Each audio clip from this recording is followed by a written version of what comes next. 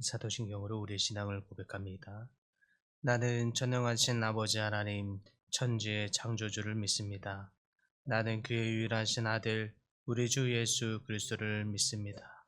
그는 성령으로 잉태되어 동정녀 마리에게서 나시고 본디오 빌라도에게 고난을 받아 십자가에 못 박혀 죽으시고 장사된 지 사흘 만에 죽은 자 가운데서 다시 살아나셨으며 하늘에 오르시어 전능하신 아버지 하나님 우편에 앉아 계시다가 거기로부터 살아있는 자와 죽은 자를 심판하러 오십니다.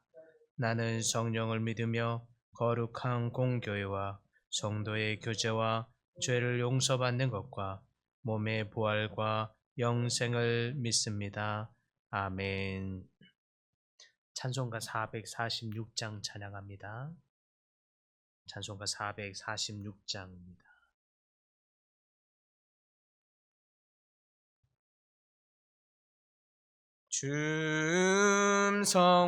줌성회는 참 기쁨 없도다. 날 사랑하신 주 늘 계시옵소서. 기쁘고 기쁘도다. 항상 기쁘도다. 나 주께 왔사오니 복 주옵소서. 나 주께 왔으니 복 주시옵소서. 주 함께 계시면 큰 시험이 이기네. 기쁘고 기쁘도다. 항상 기쁘도다. 나 주께 왔사오니 복 주옵소서. 주 떠나가시면 내 생명 헛되네. 기쁘나 슬플 때 늘 계시옵소서. 기쁘고 기쁘도다. 항상 기쁘도다. 나 주께 왔사오니 복 주옵소서. 아티양 언약을 이루어 주시고 주 명령 따를 때 늘 계시옵소서. 기쁘고 기쁘도다. 항상 기쁘도다. 나 주께 왔사오니 복 주옵소서. 아멘. 오늘 말씀은 빌립보서 3장 13절에서 16절까지 말씀입니다. 3장 13절에서 16절까지 말씀입니다. 신약성경 321쪽입니다. 형제들아, 나는 아직 내가 잡은 줄로 여기지 아니하고 오직 한 일, 즉 뒤에 있는 것은 잊어버리고 앞에 있는 것을 잡으려고 표대를 향하여 그리스도 예수 안에서 하나님이 위에서 부르신 부름의 상을 위하여 달려가노라. 그러므로 누구든지 우리 온전히 이룬 자들은 이렇게 생각할지니 만일 어떤 일에 너희가 달리 생각하면 하나님이 이것도 너희에게 나타내시리라. 오직 우리가 여기까지 이르렀는지 그대로 행할 것이라. 아멘. 오늘 본문의 말씀은 우리 하나님의 은혜로 살아가는 어떤 성화의 여정을 보여주고 있습니다. 먼저 본문에 표현하기를 표대를 향하여 달려가노라 라고 되어 있는데 무엇인가 어떤 목표를 향해서 전심으로 달려가라 라고 하는 표현입니다. 그러나 이 표현은 단순히 우리 삶의 비전이나 목표를 향해서 달려가라는 의미는 아닙니다. 우리의 삶의 비전, 어떤 성취하고자 하는 일에 대해서 전심전력해서 달려가라, 최선을 다해라 라는 뜻보다는 오히려 사도 바울이 앞서서 우리가 살펴보았던 것처럼 성화의 과정, 구원의 본질에 대해서 얘기하고 있는 것과 함께 연결지어서 해석을 해야 합니다. 그러므로 이 뜻은 단순한 삶의 목표와 또 성취를 위해서 달려가라, 열심히 살아라, 최선을 다해라 라는 의미보다는 성화의 구원을 향해서 달려가라 라는 뜻이 되겠습니다. 그렇다면 이 성화의 구원을 위해서 어떻게 달려가라 라고 말하고 있는 것입니까? 첫째는 과거를 잊고 앞으로 나아가라 라는 것입니다. 13절에 바울은 말하기를 형제들아 나는 내가 잡은 줄로 여기지 아니하고 오직 한 일, 즉 뒤에 있는 것은 잊어버리고 앞에 있는 것을 향해서 앞에 있는 것을 잡으려고 나가노라 이렇게 말합니다. 즉 뒤에 있는 것을 잊어버리고 라고 말하는 데서 우리는 먼저 주목해야 합니다. 이 말씀은 과거의 족쇄에서 벗어나라 라는 뜻입니다. 과거의 삶, 옛사람의 습관, 옛사람의 모습들, 과거의 습관에서 벗어나지 못하면 앞으로 나아갈 수 없습니다. 사람들은 때때로 과거의 상처나 실패 안에 갇히기도 하고 또 때때로는 과거에 잘 나갔던 모습, 소위 성공했던 모습 안에 안주하기도 합니다.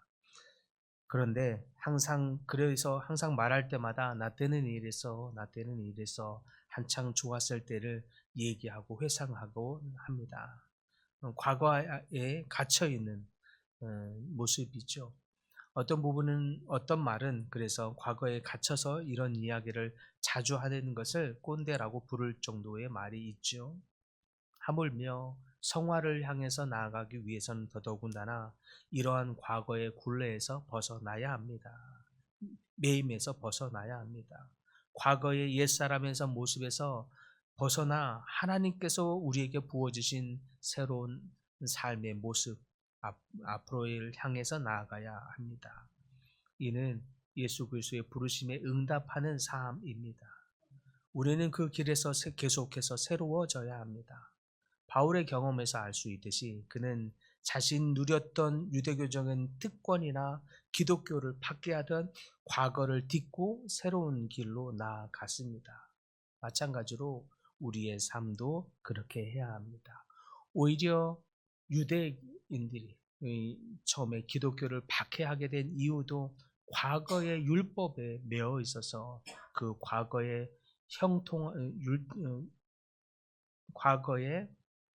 혈통과 율법에만 매여 있었던 삶이 오히려 그리스도를 받아들이지 못하게 만들었습니다. 그러므로 우리는 과거에 묶여 있기보다 앞으로 나아가야 할 것입니다. 둘째, 성화의 구원을 위해서 우리가 해야 할 것이 있다면 그것은 그리스도를 닮아가는 것입니다. 그래서 14절에 보면 표대를 향하여 그리스도 예수 안에서 하나님이 위에서 부르신 부름의 상을 위하여 쫓아가노라 이렇게 고백하고 있습니다. 부르심의 상, 예수 그리스도 안에서 그 부르심의 상, 그것은 그리스도를 닮아가는 것입니다. 그래서 성화의 구원의 핵심은 그리스도를 닮아가는 것이다 라고 하겠습니다. 바울의 이 표현은 성화의 목표가 명확하게 그리스도를 닮아가는 것임을 제시하고 있는 것입니다. 우리의 신앙은 단순히 우리가 도덕적인 사람이 되거나 조금 더 종교적인 사람이 되는 데에 있는 것이 아닙니다. 우리가 종교적으로 더 종교성을 갖추는 것이 우리의 신앙의 목표가 되는 것이 아닙니다. 오히려 그리스도의 모습을 닮아가는 것, 그리스도의 마음을 닮아가는 것에 있습니다. 이것이 조금은 쉬운 일이 아니지만 그러나 이것이 바로 바울이 제시하는 성화의 목표라고 말하고 있는 것입니다. 세상의 유혹, 죄의 끊임없는 유혹으로 우리를 넘어뜨려 하기 때문에 쉬운 일은 아닙니다.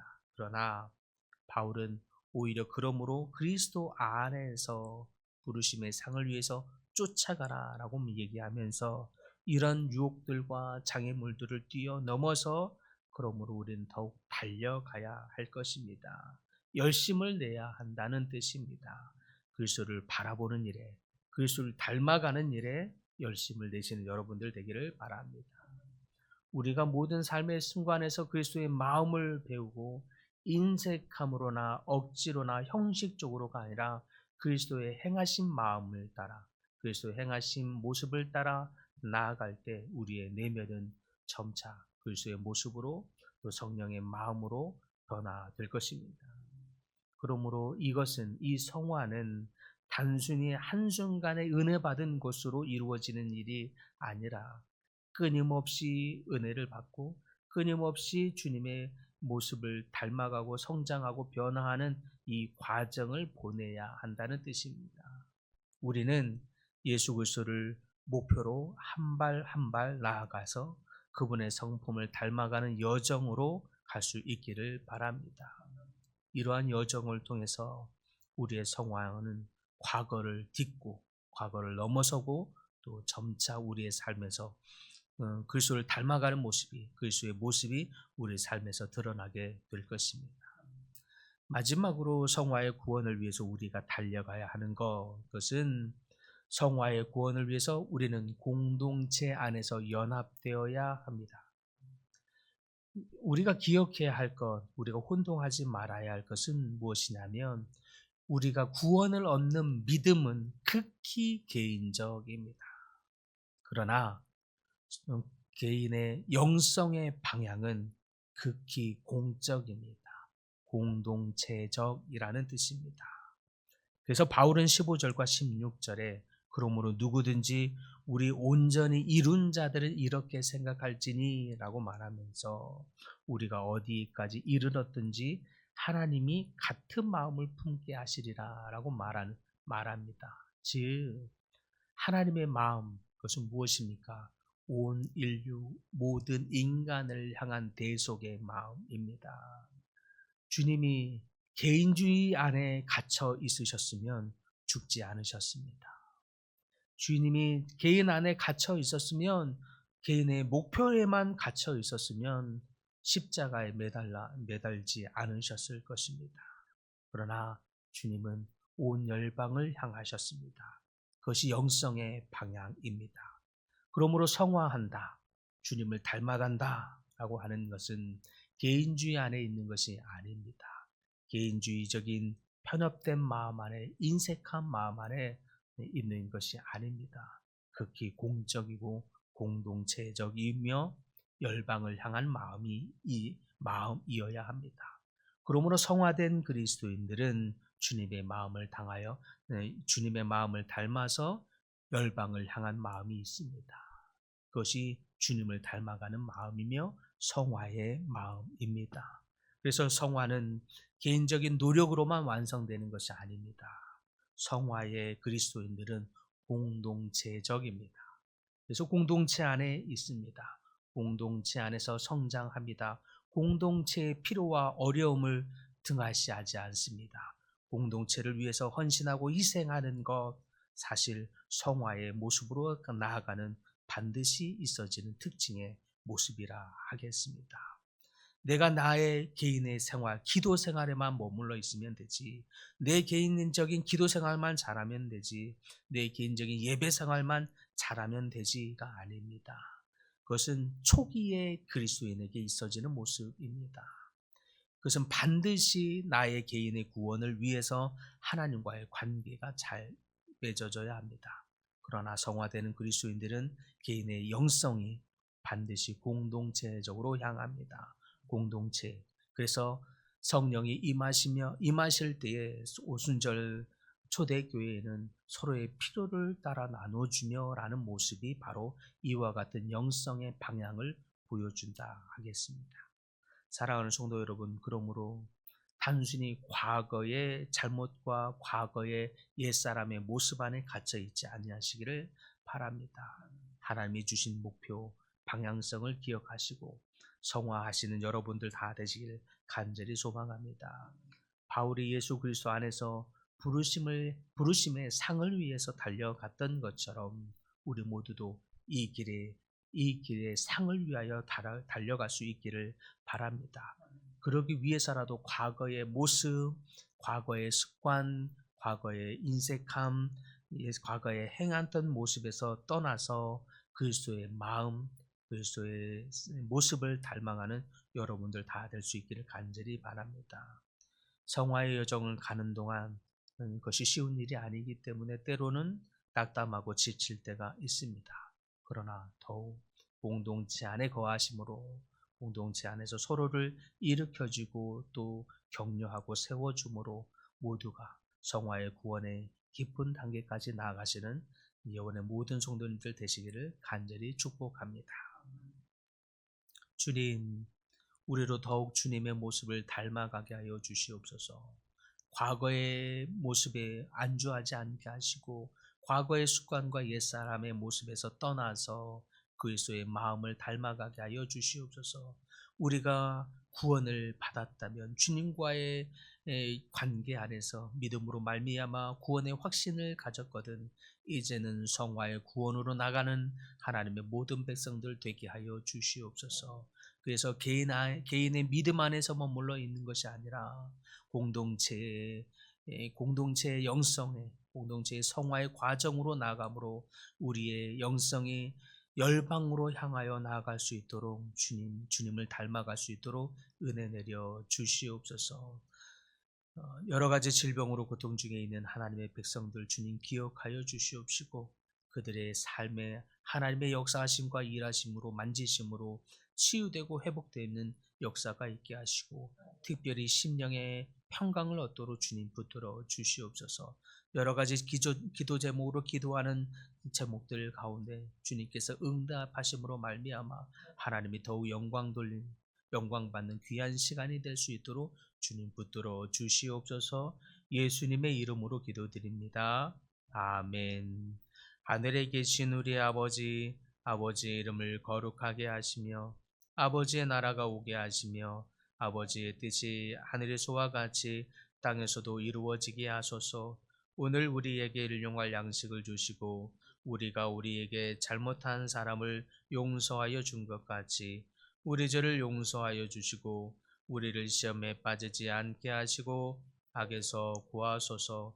나라와 권능과 영광이 영원히 아버지의 것입니다. 아멘.